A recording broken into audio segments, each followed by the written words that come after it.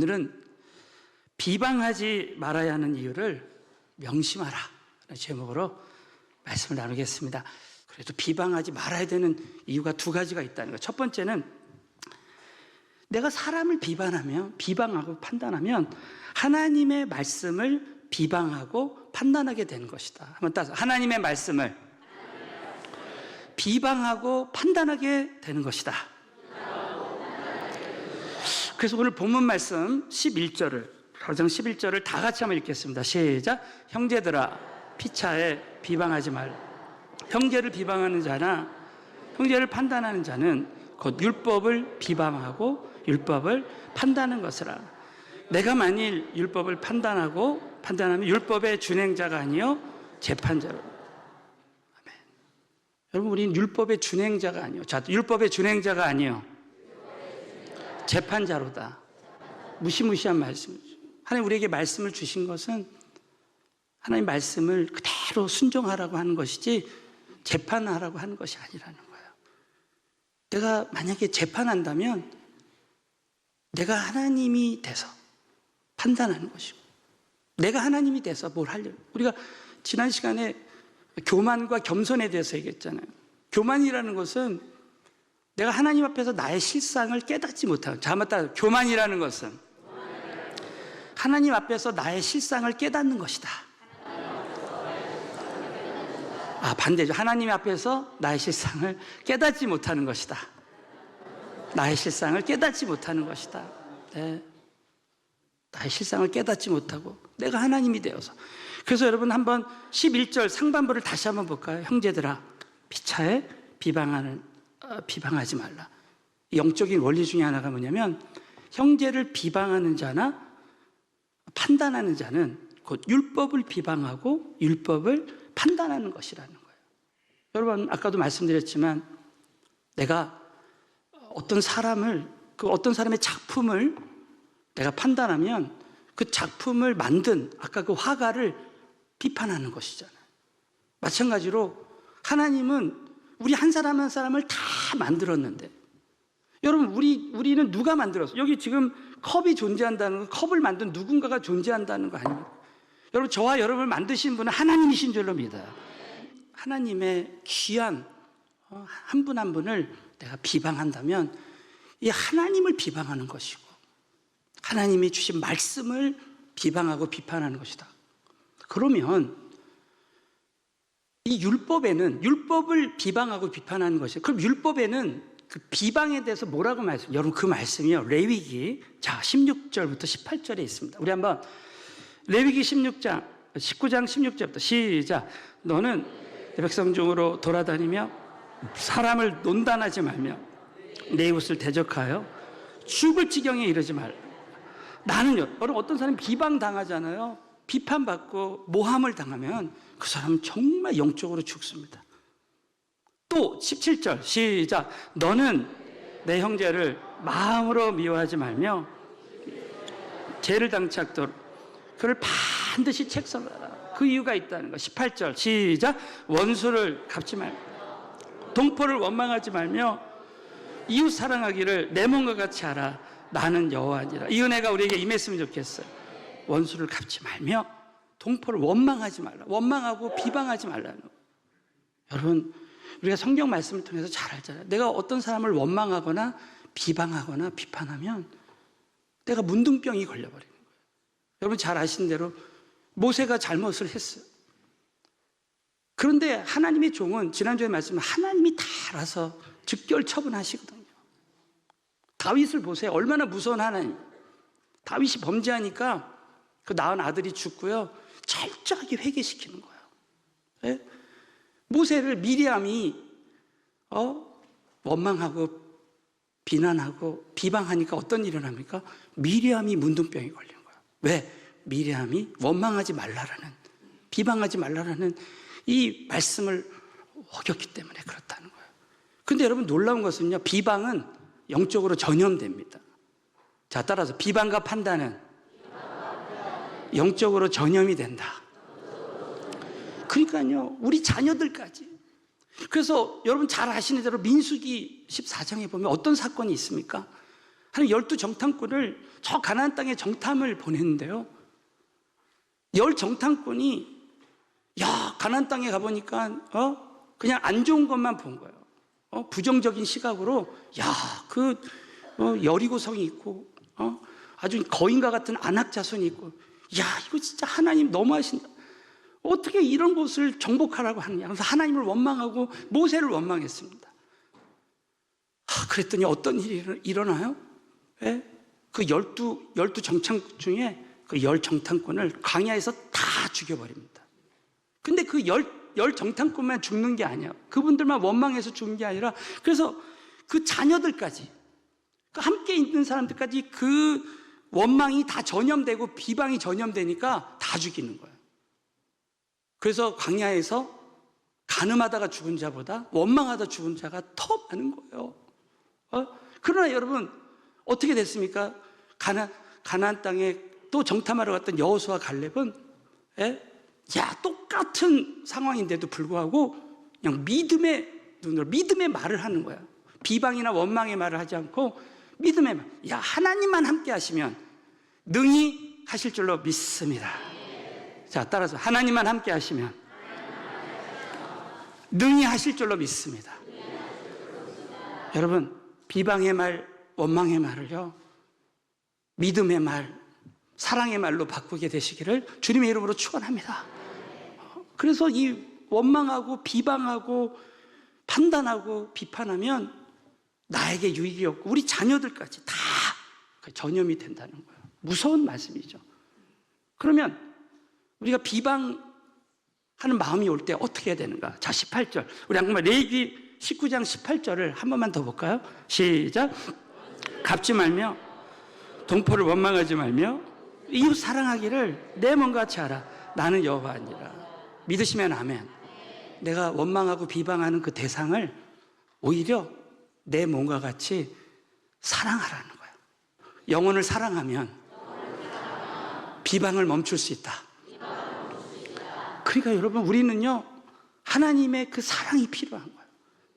정말 내가 비방하는 사람이 있을 때, 우리 교회 안에도 마찬가지죠. 여러분이 어떤 사람이 막 자꾸 비방이 되고 비판이 되고 판단이 되잖아요. 그 우리는 이렇게 해야 됩니다. 우리가 사회에서는 예수 믿기 전에는 그냥 자동적으로 막 비방하고 비판하는 말이 나에게 흘러나왔어요. 그럴 때 딱 멈추고, 난 비방하면 문득병 걸릴 수 있다. 비방하면요, 내가 죽는 거야. 내 영혼이 죽어버리는 거예요. 나만 죽는 게 아니라 우리 자녀들까지 다 죽는다 생각하고 영적인 긴장감을 놓치지 말고요. 여러분, 비방하는 일이 올 때 어떻게 하라고요? 주님 도와주세요. 다음 따라서 주님 도와주세요. 성령님 도와주세요. 사랑하게 도와주세요. 비방을 멈추고 판단을 멈추고 그 영혼을 사랑하게 해주세요. 이 은혜가 우리에게 임했으면 좋겠어요. 우리는 어떤 사람을 보면 그 문제가 막 보이는 거예요. 문제가 보이면서 문제를 자꾸 제기하고 이 사람의 문제는 이거고 이걸 비판합니다. 그러나 여러분, 초대교회 성령이 임하니까요, 성령님이 역사하시니까 그 7 집사를 세우고 나서 그 7 집사는 절대 문제를 말하거나 비판하지 않고 빌립 집사, 스데반 집사 다 정말 성령과 권능으로 은혜로 충만해서 문제를 제기하지 않고 오히려 성령님의 능력으로 문제를 해결하는 역사가 우리 교회와 우리 가정에도 함께 하시기를 주님의 이름으로 축원합니다. 그래서 여러분, 어떤 사람을 비방한 일이 있을 때 내가 그 영혼을 오히려 사랑해버리잖아요. 그럼 내가 자유케 되는 거예요. 그래서 야고보서 1장 25절 한번 다시 한번 야고보서 1장 25절을 우리 한번 다 같이 읽겠습니다. 시작. 자유하게 하는 온전한 율법을 듣고 잊어버린 자가 아니요 실행하는 자니 이 사람이 그 행하는 일에 복을 받은, 이 은혜가 우리에게 임했으면 좋겠어요. 아까 율법의 준행자가 아니요 재판자라고 했죠. 우리가 재판자가 되지 말고 정말 하나님 말씀대로 사랑하는 거예요. 그럼 자유케 하는 온전한 율법. 여러분, 하나님 말씀대로 하면요 자유케 되는 은혜가 임할 줄로 믿어요. 비방을 멈추고 판단과 비난을 멈추고 우리가 한 영혼을 사랑하는 거예요. 그러면 자유가 임하는 거예요. 그래서 야고보서 2장 8절 보면 야고보서 2장에 아까 차별하는, 사람을 차별 대우하지 말라. 사람을 외모로 취하지 말라. 부자와 가난한 자, 얼마나 우리가 찔리는 말입니까? 우리 교회 안에서 절대 어떤 사람을 구분하지 말고 정말 외모로 취하지 말고 주님 보시는 눈으로. 그래서 결국 외모로 취하지 않는 방법, 차별하지 않는 방법이 뭐냐? 그 영혼을 사랑하는 거. 자, 그 2장 8절이 답입니다. 시작. 너희가 만일 경영이 기록한 대로 내 이웃 사랑하기를 내 몸과 같이 하라 하신 최고한 법을 지키면 잘하는 것이요. 이 은혜가 우리에게도 임했으면 좋겠어요. 그래서 우리는 너무나 연약하고 우리는 늘 사람을 비방하고 비판할 수밖에 없는 존재지만 하나님 저를 도와주세요. 성령님 저를 정말 우리 배우자를 정말 사랑하고 우리 자녀들까지도 비방하죠. 비판하지 판단하지 않고 우리 교회 안에서 정말 이제 앞으로 비방을 멈추고 비방하면 나는 영적인 문둥병에 걸린다 이게 생각하고 여러분 이 비방이 전염된다 생각하시고 정말 하나님이 주신 은혜와 사랑으로 성도들을 우리가 서로 사랑함으로 비방을 멈추게 되시기를 주님의 이름으로 축원합니다. 두 번째는 진정한 판단자는 하나님 한 분이시다. 자, 따라 진정한 판단자는 하나님 한 분이시다. 그래서요 야고보서 4장 12절을 다 같이 한번 읽겠습니다. 시작. 입법자와 재판자는 오직 하나이시니 능히 구원하시기도 하시며 너는 누구간데 이웃을 판단. 오늘 말씀 입법자와 재판자는 하나님 한 분이시라는 거예요. 능히 구원하시기도 멸하기도 하시며 너는 누구간데 이웃을 판단하느냐? 이게 있을 수 없는 일이다 그 뜻이라는 거예요. 반어법. 그래서 여러분 요즘 신명기 강해를 새벽에 하는데요. 신명기 32장 39절에 이런 말씀이 있습니다. 하나님 어떤 분이신가? 시작. 이제는 나 곧 내가 그인 줄 알라. 나와 함께하는 신이 없도다. 내가 죽이기도 하며 살리기도 하며 상하기도 하며 낫게도 하나니 내 손에서 능히 건질 자 없도다. 여러분 모든 것이 하나님 손 아래 달려있는 줄로 믿습니다. 진정으로 판단하실 수 있는 분은 하나님 한 분이시고 내가 절대 하나님이 되어서 어떤 사람을 판단하거나 비방하지 말라는 거죠. 요셉이 여러분 형들이 자기를 비방했잖아요. 그 아버지 야곱이 요셉만 사랑하는 것 같으니까 요셉을 비방하고 비판하고 판단해서 구덩이 안에 넣어서 죽이려고 하고 애굽의 노예로 팔았잖아요. 그렇게 자기를 죽이려고 했던 형들을 비방하지 않고 창세기 50장에 보면 역전의 역사가 일어납니다. 내가 하나님을 대신하리까. 자, 따라서 내가 하나님을 대신하리까. 여러분 내가 누구를 비방하고 판단할 일이 있을 때요. 내가 하나님을 대신하겠습니다. 하나님 내가 비방하는 이 사람의 문제를 하나님께 맡기겠습니다. 나는 사랑하겠습니다. 그러면서 여러분 오늘 마지막으로 우리가 정말 비방하고 판단하지 말아야 되는 이유 또 몇 가지를 좀 나누겠습니다. 로마서 2장 1절에 보면 저는 진짜 로마서 2장 1절을 보면서 깜짝 놀랐어요. 제가 몇 번 말씀을 드렸지만 2장 1절을 다시 한번 보겠습니다. 시작. 그러므로 판단하는 사람아 물론 누구든지 핑계치 못할 것은 남을 판단하는 것으로 내가 너를 정죄함이니 판단하는 내가 같은 일을 자, 판단하는 내가 같은 일을 행함이라. 그 내가 어떤 사람을 딱 판단이 되잖아요. 그러면 하나님은 너를 돌아보라. 네가 같은 일을 행한다. 저 사람 왜 저러지? 하면 네가 지금 그 일을 하고 있다. 그걸 보여주시오. 그냥 그 내가 판단하는 그 사람이 나 영적인 거울이다 그 얘기죠. 예수님은 더한 말씀을 하시죠. 네가 형제의 티를 보면 네 안에 같은 종류지만 더 큰 잘못을 네가 하고 있다는 거야. 들보를 가지고 있음을 깨달으라는 거예요. 엄청난 말씀이죠. 그러니까 이제부터 어떻게 해야 됩니까? 내가 누구를 비방하거나 판단하면 내가 영적인 문둥병에 걸린다. 이게 전염이 된다. 그리고 내가 어떤 사람을 판단하고 있으면 나도 그런 일을 하고 있다. 우리 부모님이 그렇다. 우리 권위자가 그렇다면 너도 부모가 되면 너도 영적 권위자가 되면 세상의 권위자가 되면 너도 같은 일을 행할다. 그 얘기죠.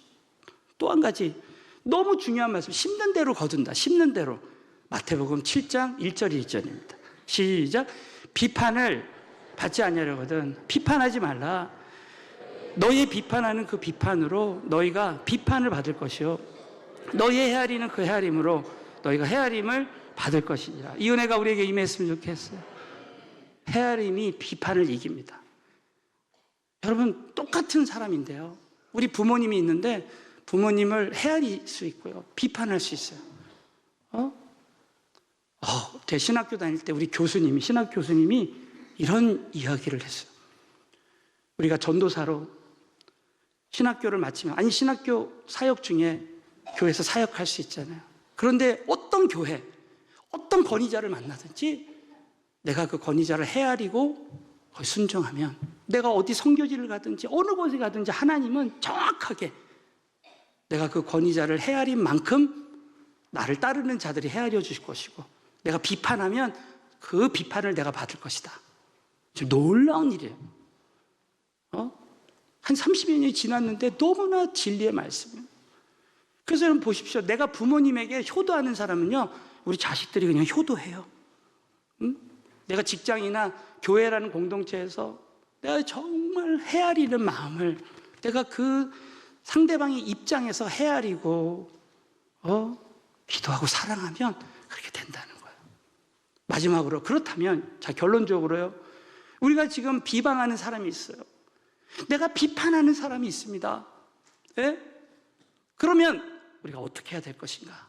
마지막으로요, 갈라디아서 6장 1절 2절 한번 다 같이 보고 마치겠습니다. 시작. 형제들아, 사람이 만일 무슨 범죄한 일이 드러나거든 신령한 너희는 온유한 심령으로 그러한 자를 받고 내 자신을 돌아보아.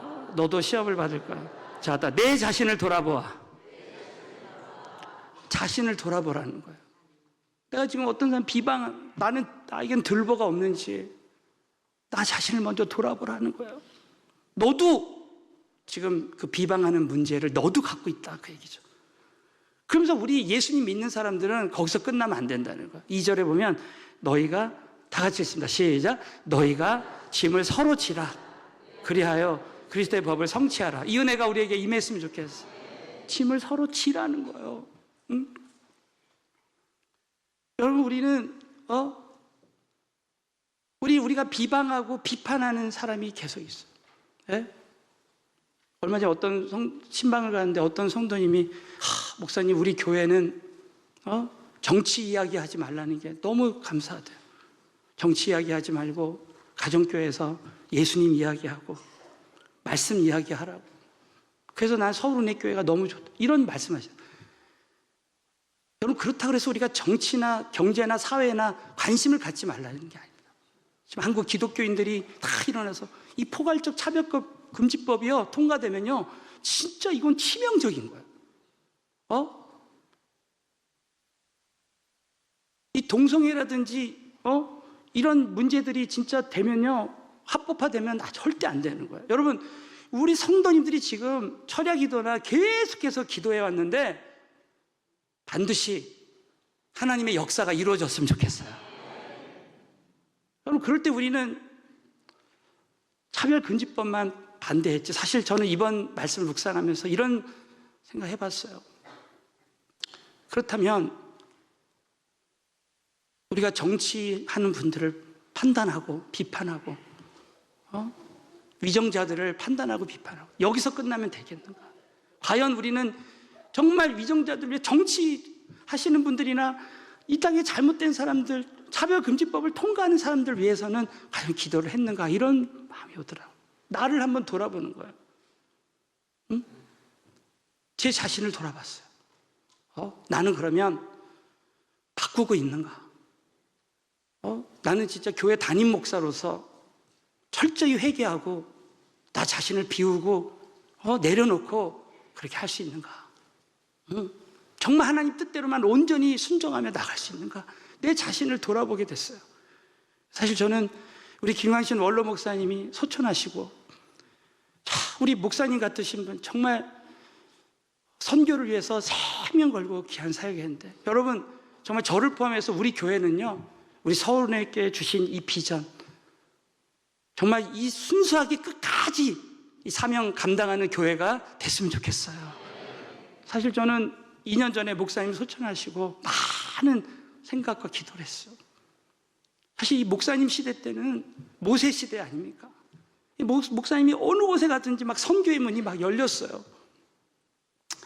그래서 얼마 전에 제가 우리 당회와 우리 장로회, 우리 G12 리더 모임을 하면서 제가 이런 이야기를 했습니다. 우리 목사님, 원로 목사님 때는요, 정말 선교하는데 생명을 걸었기 때문에 사실 우리 강남 성전에 있을 때, 그때 우리 교회는 재직회를 안 합니다. 우리 교회는 장로회, 안수집사회, 권사회, 여성교회 이걸 좀 활성화시키면 안 됩니다. 그래서 사실 우리 원로 목사님은 그런 모임들을 막 자주 하고 이렇게 하게 되면 교회가 선교하는데 정말 그 온전히 그렇게 할 수가 없으니까 그 모임들을 좀 자제하고 하지 말자. 우리 교회는 예배 끝나면은 가정교회 예배를 드려야 되잖아요. G12 모임을 해야 되잖아요. 그래서 G12로 세계 선교하는 교회가 돼야 되는데, 그래서 사실 전통적인 교회에서 하는 이런 사역들을 하지 못했어요. 그런데 이 하남 성전에 와서 오히려 하남에서 오신 분들이 더 많아지는 일이 벌어졌어요. 그래서 이제 모세 시대 때 또 여호수아 시대 때 하나님이 하시는 이 전략과 이 비전과 전략이 다르잖아요. 여호수아 시대 때는 정말 이 G12로 이 12지파로 가나안을 정복했잖아요. 지금 우리 교회는 12그룹으로 청년 그룹으로 나라를 한 나라씩 맡아서 지금 선교를 해나가고 있잖아요. 그래서 우리는 정말 새로운 시대에 새로운 전략으로 해야 되겠다. 그래서 저도 내년이면 우리가 20주년이거든요. 그래, 저도 과감하게 이 모든 걸 다 내려놓고 이제 새 시대에 새로운 전략으로, 여호수아 시대 새로운 전략으로 우리 성도들, 그래서 저는 기도원 가서 한번 기도하는데 민심이 천심이라 그러더라고요. 하나님의 사람들을 통해서도 역사하시고, 그래서 그걸 다 받아들이자라는 마음을 주셨어요. 그래서 내 자신을 돌아보고, 위정자들이 안 바뀌는 거, 내가 비방할 일이 아니라 먼저 내 자신을 돌아봐야 되겠다. 대통령이 누가 되든지 그 대통령이 변화되지 않고 그걸 내가 뭐라고 하죠. 나 자신을 먼저 돌아봐야 되겠다 하는 마음을 가졌어요. 그래서 이번에 과감하게 우리 교회가 정말 앞으로 장로회, 또 다음 주에는 권사회, 안수집사회, 앞으로 여성교회, 남성교회, 여러분 우리 교회가 앞으로 더 하나 되는 은혜가 임했으면 좋겠어요. 내년에 재직회를 통해서 재직들이 막 맡은 부서를 해서 막 교회가 막 활성화되고 이런 모습을 생각할 때 얼마나 기쁨이 있고 자유가 임하는지 모르겠습니다. 그러면서 여러분 그 단계까지 가는 것이 아니라, 저도 이번에 회개한 것은 더 너희가 서로 짐을 지라고 했는데 정말 우리 정치, 경제, 사회, 문화에 그 위정자들 그 사람들을 위해서 더 많이 기도해야 되겠다. 사랑하는 성도님들, 성경에는 분명히 왕을 위해서 기도하라, 대통령을 위해서 기도하라 그러고 그 우리의 권위자들을 위해서 기도하라고 했습니다. 앞으로 우리가 비방이나 판단이나 이런 것을 다 내려놓고 정말 나 자신을 돌아보고 더 다른 사람들을 위해서 기도하는 저와 여러분 되시기를 주님의 이름으로 축원합니다. 다시 한번 믿음으로 선포하겠습니다. 사랑하면 비방을 멈출 수 있고, 비방하는 사람도 사랑할 수 있고, 비방하는 사람들을 위해 기도하는 단계까지 가자. 짐을 지는 단계까지 가자. 이 은혜가 우리에게 함께 하시기를 주님의 이름으로 축원합니다.